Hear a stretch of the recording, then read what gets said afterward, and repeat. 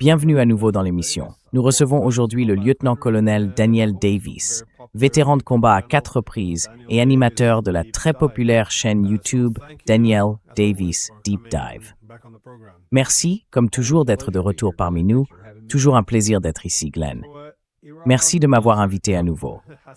Alors, Trump a déclaré la victoire sur l'Iran, semblant envisager de rentrer chez lui.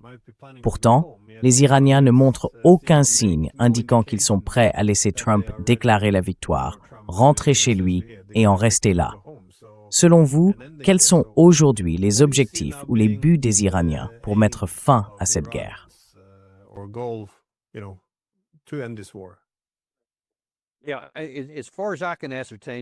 Oui, d'après ce que je peux voir, l'Iran a 2 objectifs principaux, et tout le reste tourne autour de ces 2-là. Le premier est de survivre. Ils doivent continuer à tenir politiquement et à maintenir une viabilité militaire. Ils n'ont pas besoin d'être à la hauteur des États-Unis, ni de pouvoir les vaincre militairement. Ils doivent simplement rester viables, ce qui signifie conserver un certain niveau de capacité en missiles et en drones, et continuer à attaquer soit certains de nos actifs dans la région, soit des actifs israéliens pour rester pertinents. Politiquement, ils doivent continuer à survivre aux tentatives d'assassinat qui se multiplient. Certaines ont réussi, et d'autres suivront certainement. Ils doivent donc maintenir le contrôle politique. Cela signifie le contrôle de leurs forces armées, des gardiens de la Révolution, de la police et de l'armée régulière.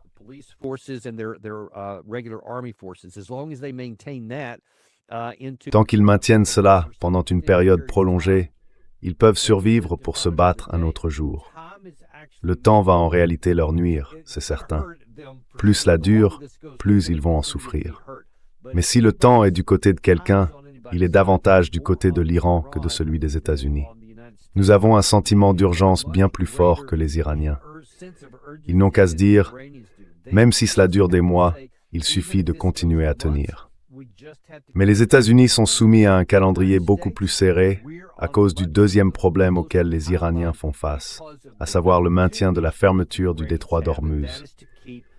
Ils disposent de nombreux moyens pour y parvenir. Il ne s'agit pas seulement de mines marines, de missiles ou de drones, mais aussi de certains de ces hors-bords et bateaux-drones qu'ils utilisent.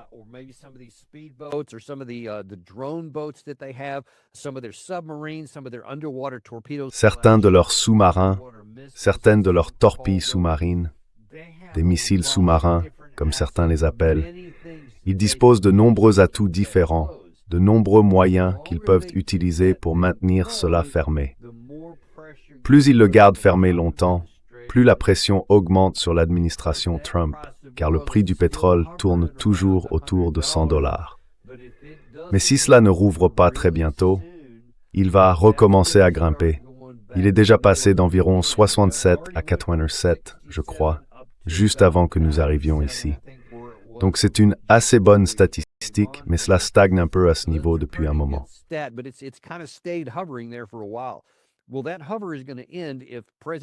Eh bien, cette situation de tension va prendre fin si les efforts du président Trump pour mettre un terme à la guerre, ou du moins dégager le détroit, n'aboutissent pas. Parce que cette économie, celle des États-Unis comme celle de nos alliés, va commencer à souffrir. Et c'est là que la pression pèse davantage sur Trump pour une fin rapide que sur les Iraniens. Car ces derniers doivent essentiellement se dire « Très bien, nous allons endurer tous ces missiles que vous continuez à nous lancer, toutes ces personnes que vous continuez à tuer et à assassiner. Nous devons simplement tenir bon. » Et cela représente un niveau d'effort bien moindre à consentir, tandis que les États-Unis doivent dire « Nous allons détruire votre gouvernement, nous allons détruire votre CGRI, nous avons effectivement anéanti la majeure partie de votre marine. » Bien que, point important, pas la totalité. En fait, même pas la majorité des embarcations les plus importantes, à savoir les vedettes rapides et les drones. Nous ne les avons donc pas encore neutralisés, mais nous avons détruit une grande partie de la flotte de surface et bien sûr leurs forces aériennes, mais pas leurs forces de missiles. Nous avons éliminé un grand nombre de leurs lanceurs et de leurs sites de lancement.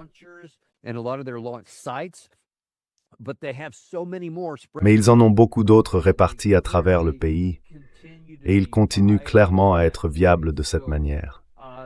C'est donc un processus visant à pousser les Iraniens à capituler, tout en essayant de mettre fin au conflit dans le détroit d'Ormuz. Et jusqu'à présent, les États-Unis n'ont pas réussi à le faire.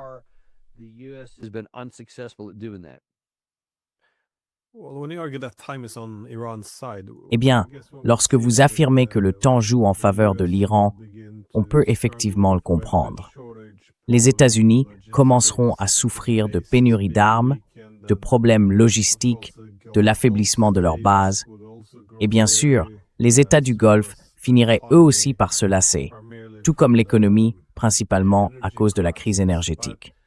Mais selon vous, quels sont les défis du côté non matériel? C'est-à-dire, eh bien, je ne parlerai pas de changement de régime pour Trump, mais il va devoir affronter de nombreuses difficultés politiques chez lui.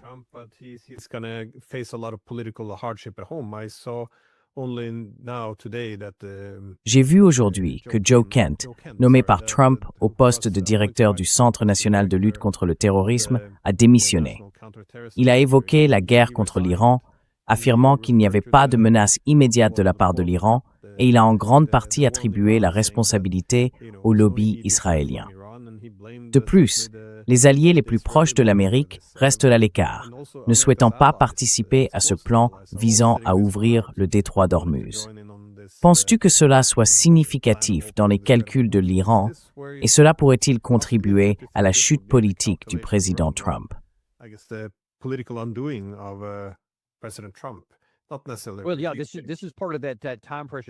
Eh bien, oui, cela fait partie de cette pression temporelle, de cette course contre la montre.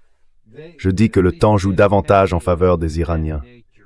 Ils n'ont pas à faire face à ces problèmes, du moins pas de cette nature, parce qu'ils sont tous unis dans cette situation. Même ceux qui étaient opposés au régime se sont maintenant soit repliés, soit collaborent pour le consolider, car ils disent « Écoutez, c'est une attaque contre la nation iranienne.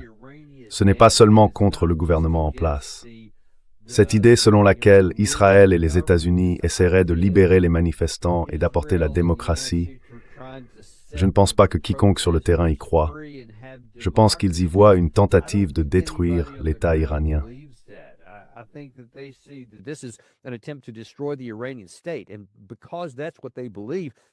Et parce que c'est ce qu'ils croient, c'est sur cette base qu'ils agissent, ce qui veut dire qu'ils ne vont pas s'effondrer.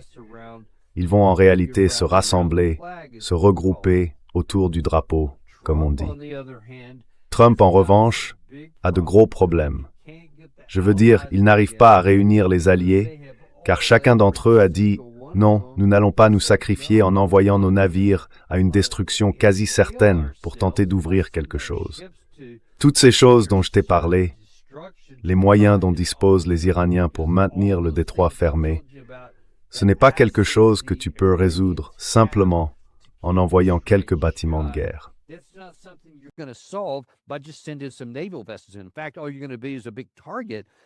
En réalité, tout ce que tu vas devenir, c'est une grande cible pour un certain nombre de ces moyens dont disposent les Iraniens, et ils en ont un bon nombre, manifestement très meurtriers, comme on l'a vu.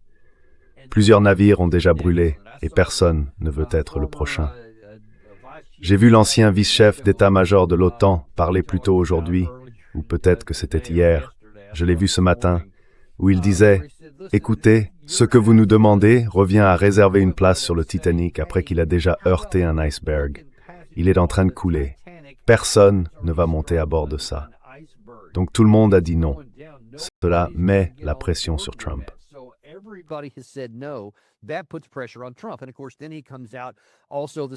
Et bien sûr, ce matin, il sort sur Truth Social et dit « Ah oui? Eh bien, je n'ai pas besoin de vous de toute façon. Oubliez ça. Nous sommes la nation la plus puissante de la planète et nous ne voulons même plus de votre aide. » Et évidemment, ça sonne comme un enfant capricieux. Je suis sûr que c'est perçu ainsi, car les autres pays, qu'il s'agisse du Japon, de la Corée du Sud, de la France, du Royaume-Uni et ainsi de suite, se disent « D'accord, si tu veux râler, très bien, mais nous n'allons certainement pas envoyer nos navires et nos hommes mourir dans une mission vouée à l'échec. » Cela lui met donc la pression.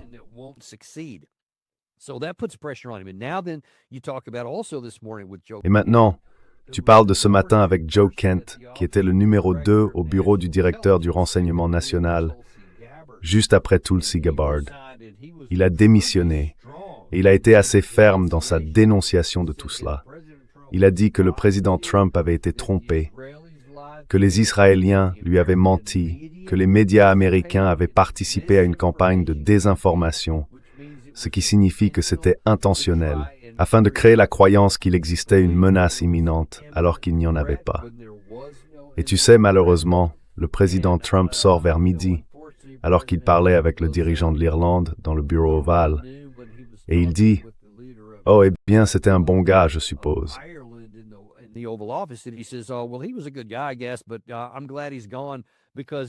Mais je suis content qu'il soit parti, parce qu'il a dit qu'il n'y avait pas de menace venant de l'Iran. Et tu sais, je ne veux pas de quelqu'un comme ça dans mon équipe. Eh bien sûr, c'est pas ce qu'il a dit. Il n'a pas dit qu'il n'y avait pas de menace, il a dit qu'il n'y avait pas de menace imminente, ce qui fait toute la différence. Et il n'a pas non plus, le président Trump n'a pas abordé la partie israélienne de cette affaire. Toi et moi, nous en avons déjà parlé. C'est évident, très fort à cet égard. Clairement, ce sont eux qui voulaient cette guerre, et ils ont tout fait pour contraindre le président Trump à la mener, ou le piéger, je ne sais même pas. Je veux dire, cela pourrait s'être fait de plusieurs façons. Tout ce que nous savons, c'est qu'ils ont beaucoup fait pour l'influencer, et ils ont réussi, car il n'y a ici aucun intérêt américain en jeu. C'est l'intérêt à mentionner.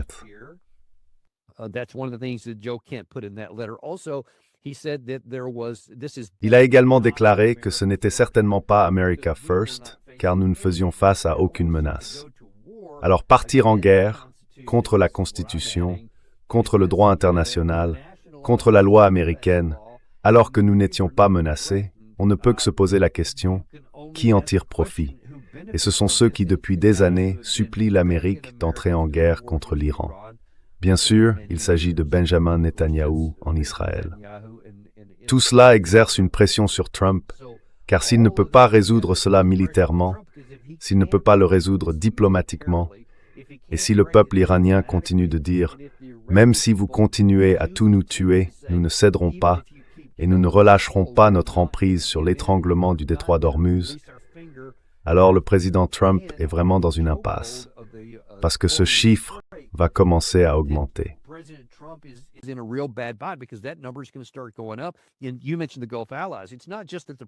Et vous avez mentionné les alliés du Golfe.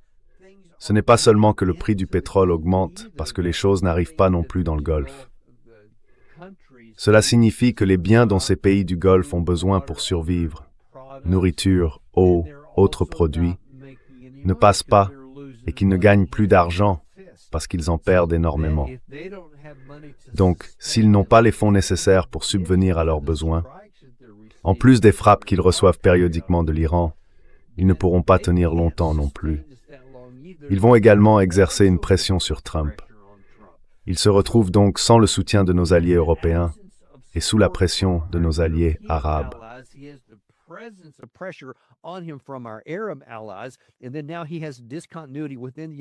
Et maintenant, il fait face à une discontinuité au sein même des États-Unis.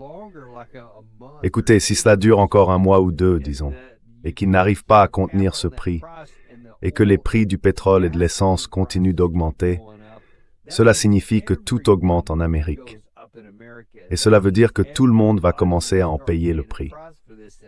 Je vous le promets, ils ne vont pas regarder le président avec bienveillance. Quand sa guerre choisie coûte à chaque Américain, c'est à ce moment-là que même ses partisans vont commencer à abandonner le navire et à lui mettre la pression de l'intérieur.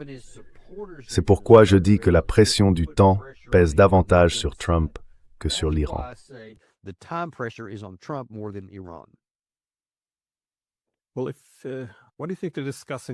Eh bien, que pensez-vous qu'ils discutent à la Maison-Blanche en matière de solutions militaires pour mettre fin à tout cela? S'agit-il simplement d'intensifier les attaques contre l'Iran? Pensez-vous qu'il soit réaliste d'avoir des troupes au sol? Peuvent-ils réellement par la force militaire, rouvrir le détroit d'Ormuz. Et puis, on entend parler de ces marines qui arrivent, et d'après les chiffres, il n'est pas très clair à quoi ils servent. Je me demandais s'il pourrait y avoir une expansion supplémentaire, un effort pour contrôler certaines parties de l'Est ou de l'Ouest du Yémen. Car jusqu'à présent, l'Arabie saoudite tient le coup grâce à son accès à la mer Rouge. Si les Houthis au Yémen fermaient le détroit de Bab el-Mandeb, ce serait également la fin pour eux. Pensez-vous donc qu'il pourrait y avoir une sorte d'invasion préventive du Yémen? Il est très difficile de voir quelle pourrait être la solution militaire ici, ou même quel type de planification serait envisageable.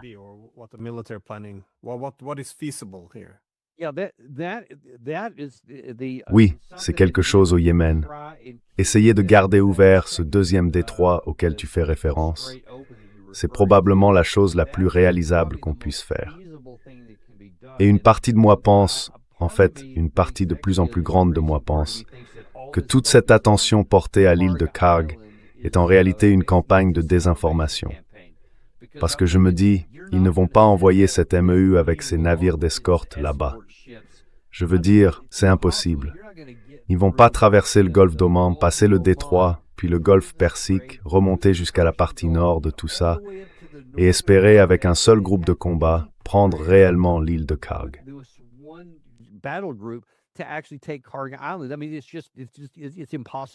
Je veux dire, c'est tout simplement impossible.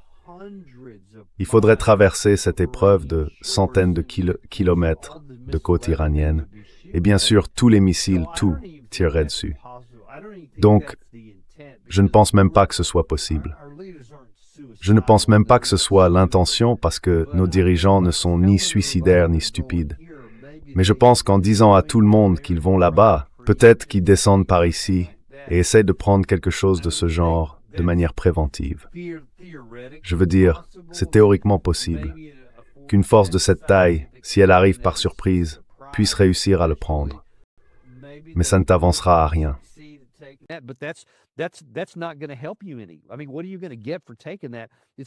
Je veux dire, qu'est-ce que tu vas obtenir en prenant ça? Ce n'est pas comme si le Yémen se limitait à un seul point sur une carte d'où ils pourraient lancer une attaque. Ils lanceront des missiles de n'importe où, ils lanceront des drones de n'importe où. Cela ne va pas maintenir la situation ouverte si c'est à cela que ça se résume, si le Yémen décide, ou si les Houthis décident, que c'est ce qu'ils veulent faire.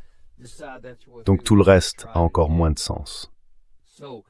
Je ne sais pas, j'ai peur que ce soit juste une tentative désespérée, parce que tu te demandes de quoi parle-t-il. Peut-être au Pentagone, ou tu sais, à huis clos dans la salle de crise de la Maison-Blanche.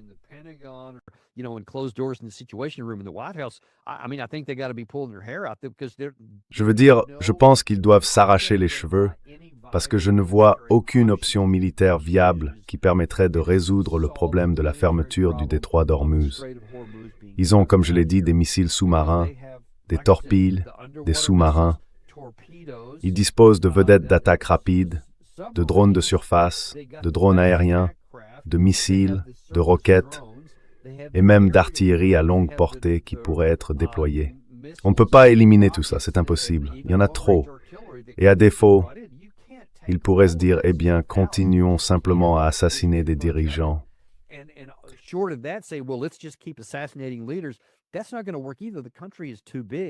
Ça ne va pas marcher non plus. Le pays est trop grand. Je veux dire, tu as encore le président, il n'a pas pris ça au sérieux. Il se promenait à découvert l'autre jour, en défi de tout cela. Apparemment, ils ont éliminé Ali Larijani, qui était une figure importante. Et si cela s'avère vrai, ce sera un revers majeur pour l'Iran. Mais ce n'est qu'un revers, ils le remplaceront et passeront à quelqu'un d'autre. Je veux dire, leurs forces armées comptent environ 1 demi-million de soldats actifs, et ils pourraient atteindre, ils pourraient atteindre 1 million s'ils mobilisent tous les Basijis et tous ces autres groupes. Ils ne manquent pas de main-d'œuvre pour remplacer ceux qu'ils perdent. Je veux dire, ils sont prêts à le faire. C'est ce qui se passe en temps de guerre.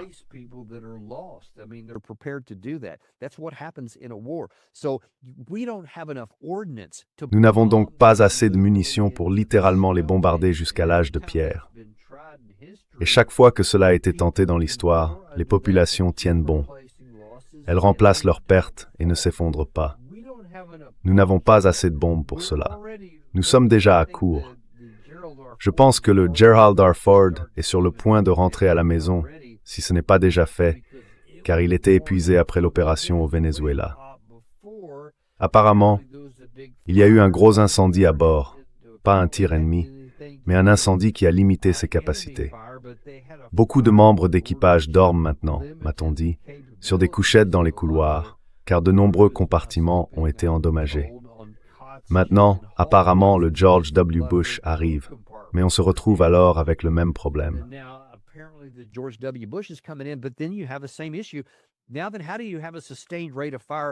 Alors, comment maintenir un rythme de tir lors d'une mission qui ne réussit pas? Parce que je vous le dis, les dirigeants du Pentagone, le général en chef, le général Kane, le chef de l'armée de l'air, le chef d'état-major de l'armée de terre, et ainsi de suite, tous ces types du corps des marines vont dire « Écoutez, nous pouvons accomplir cette mission. Si vous nous en donnez l'ordre, nous continuerons à larguer des bombes. L'armée de l'air continuera à tirer des missiles. Mais dans quel but? Parce que si vous ne les forcez pas à capituler, tout ce que vous faites, c'est vider nos caisses.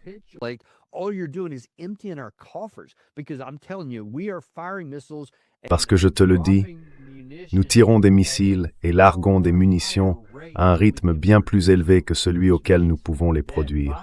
Ce qui signifie que, par définition, nous épuisons les arsenaux de nos stocks, ceux dont nous aurions besoin si nous nous retrouvions soudainement dans une autre guerre quelque part, pour notre propre sécurité nationale. J'espère donc que le président Trump ne sera pas assez imprudent pour dire « Non, continuez simplement jusqu'à ce que je vous dise d'arrêter » et qu'il ne mettra pas ainsi en danger nos besoins mondiaux, nos responsabilités de défense à l'échelle mondiale, y compris sur le territoire national. Je veux dire, cela pourrait devenir vraiment grave si cela dure trop longtemps. Nous avons donc un vrai problème ici.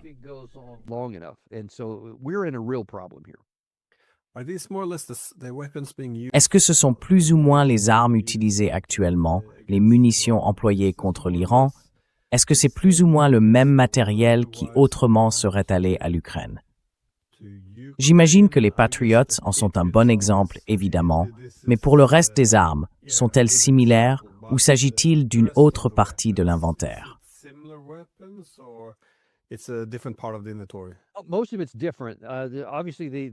La plupart des choses sont différentes. Évidemment, les intercepteurs de défense aérienne, c'est ce qui intéresse le plus Volodymyr Zelensky, ce qu'il a essayé d'obtenir et ce qu'il n'obtiendra finalement pas. Donc, s'il pensait en recevoir davantage, il va évidemment être déçu. Nous n'en avons pas. Nous n'en avons pas à donner. Mais beaucoup d'autres systèmes, comme les JDAM et ainsi de suite, sont tirés depuis des avions américains qu'ils ne possèdent pas, à part les F-16, et ils en ont un nombre limité. Donc je ne pense pas que nous en ayons fourni en grande quantité. Mais vous savez, même cela commence à diminuer maintenant. Et évidemment, nos missiles de croisière Tomahawk, bien que je ne pense pas que nous en ayons jamais donné à l'Ukraine.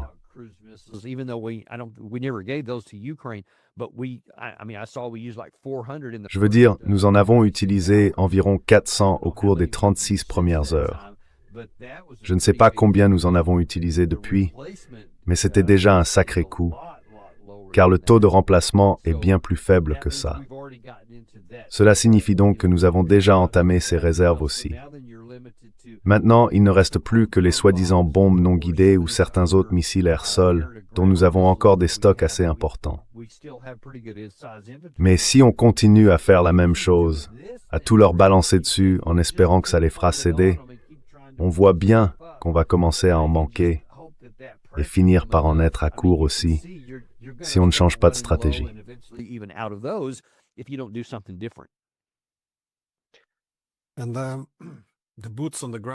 Et ces troupes au sol dont on parle, à quel point est-ce faisable? Je veux dire, est-ce censé se dérouler sur le territoire iranien? Parce que, vous savez, le détroit d'Ormuz a une très longue côte, montagneuse, et peuplée de plus de 90 millions de personnes. À votre avis, à quel point est-ce réaliste? En quoi consisterait exactement cette mission? Occuper le territoire le long de toute la côte iranienne. Qu'est-ce qu'on envisage réellement ici? Et à quelle vitesse ça pourrait-il être accompli?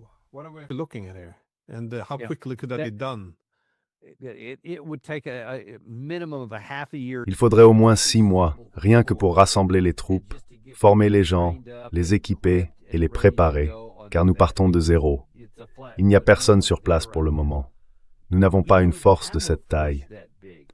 L'ensemble de notre armée de terre et de notre corps des marines en service actif compte probablement environ 475 000 soldats actifs.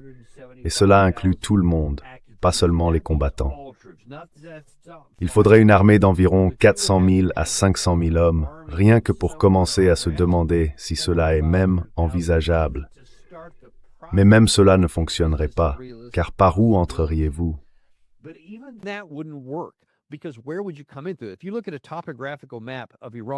Si vous regardez une carte topographique de l'Iran, il bénéficie d'une situation presque imprenable. Une série de chaînes de montagnes couvrant tout leur flanc ouest. Peu importe par où vous tenteriez d'entrer, que ce soit depuis l'Irak, quelque part dans les zones kurdes, et ainsi de suite. Même si, d'une manière ou d'une autre, vous pouviez théoriquement convaincre la Turquie de nous laisser passer, ce que j'ai du mal à imaginer. Il n'y a nulle part où vous pourriez pénétrer et commencer à manœuvrer vers la capitale. Je veux dire, où iriez-vous? Franchement, si vous regardez cette carte topographique, ce serait du suicide, car cela donne tous les avantages possibles à la défense. Et même si, disons, la qualité de leurs soldats ne représentait qu'un cinquième de la nôtre, ce dont je doute, mais admettons que ce soit le cas.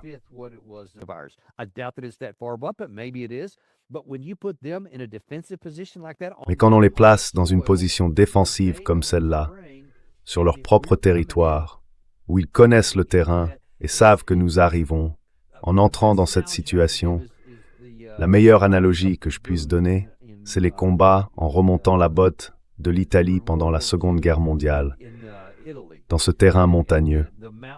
C'était un combat sanglant, une progression très lente, avec des zones à très forte perte.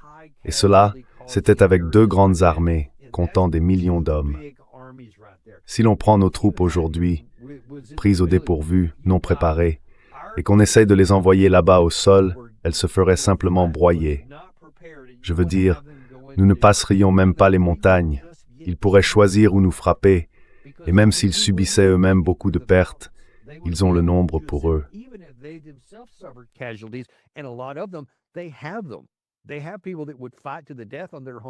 Ils ont des gens qui se battraient jusqu'à la mort sur leur propre sol, et ils finiraient par nous broyer.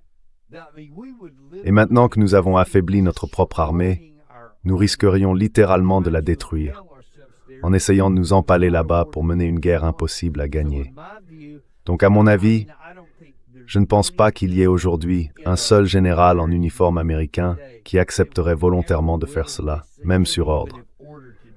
Je pense que, comme Joe Kent, beaucoup diraient « Je ne peux pas en conscience faire ça, c'est du suicide. Je ne conduirai pas des gens à une mort certaine. Il faudra trouver quelqu'un d'autre ou changer la mission. » Je pense que c'est ce qui se passerait.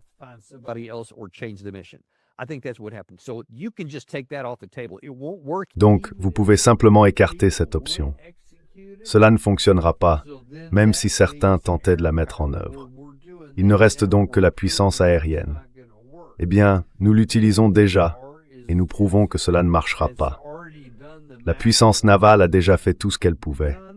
Rien de tout cela ne poussera l'Iran à rouvrir ce détroit.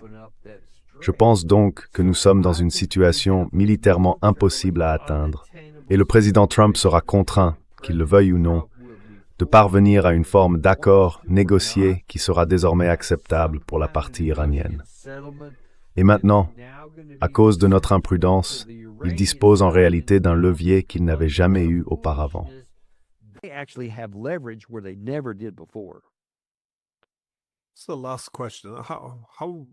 Alors, dernière question.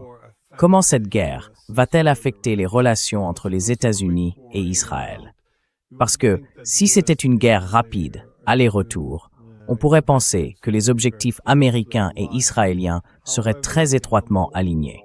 Cependant, dans une guerre longue qui s'éternise, on peut voir comment il pourrait être dans l'intérêt d'Israël d'affaiblir l'Iran au fil du temps, économiquement, militairement, politiquement, peu importe. Mais dans une guerre prolongée, il semble que cela aille clairement à l'encontre des intérêts américains, surtout compte tenu des objectifs énoncés dans la stratégie de sécurité nationale visant à se détourner de cette région. Alors, comment voyez-vous les choses? Y a-t-il, selon vous, une tension croissante entre les États-Unis et Israël, sinon au niveau politique, peut-être à un niveau plus bas? Comment percevez-vous cela?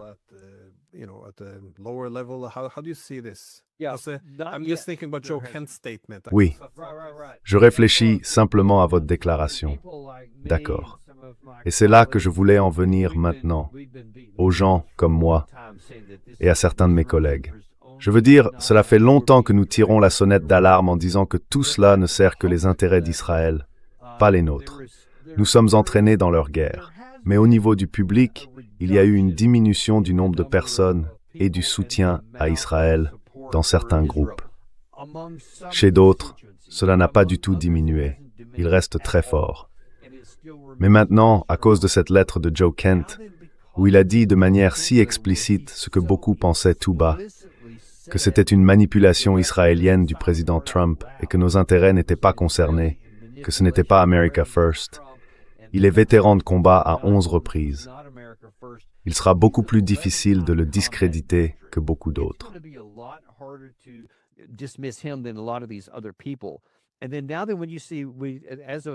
Et maintenant, quand on voit, depuis je crois dimanche soir, que nous avons déjà subi aux États-Unis environ 200 blessés à des degrés divers et 13 morts dont nous avons connaissance jusqu'à présent.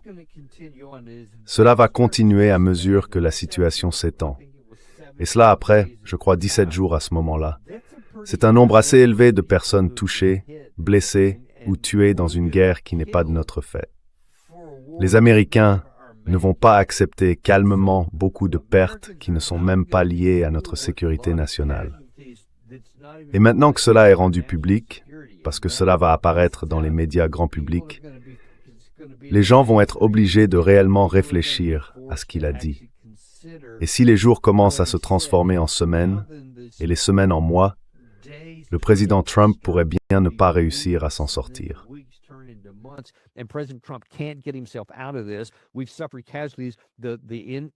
Nous avons subi des pertes. Le coût pour le peuple américain touche désormais tous les domaines. Tout le monde paye plus cher pour tout, et tout le monde en ressent la douleur financière. Les gens vont commencer à examiner cela de plus près. C'est à ce moment-là que nous pourrions commencer à voir une véritable érosion du soutien. Et alors, Trump pourrait être soumis à des pressions pour prendre ses distances. Cela n'est pas encore arrivé, mais je pense que ce jour viendra.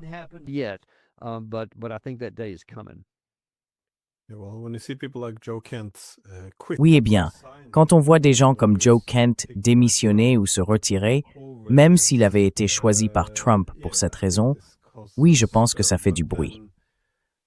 Mais ensuite, certaines des réactions venant de la Maison-Blanche, par exemple, Karoline Leavitt, je ne suis pas sûr de bien prononcer son nom, la porte-parole de la Maison-Blanche, elle est sortie en disant que Ben Shapiro pensait que c'était une guerre courageuse menée par le président. Franchement, l'image que ça donne, n'ai jamais rien vu de tel. C'est une drôle de chose à dire, mec. Oui, parmi toutes les personnes. Non, mais c'est un peu, tu vois, c'est comme si tu avais un porte-parole d'Israël. Vous avez Ben Shapiro, qui a un micro et parle beaucoup. Et vous avez Joe Kent, un vétéran de combat, ayant servi 11 fois, qui, soit dit en passant, a perdu sa femme au combat pendant la guerre d'Irak et a servi ce pays avec une grande distinction. Alors, entre ces deux-là, qui allez-vous croire? Je veux dire, je pose simplement la question. C'est une question que je poserai à n'importe lequel de ces gens. Je la poserai à Karoline Leavitt. Ce n'est pas du tout une bonne image, oui. En tout cas, merci beaucoup d'avoir pris le temps. Désolé pour cela. Merci de m'avoir, Vémon. Appreciate it.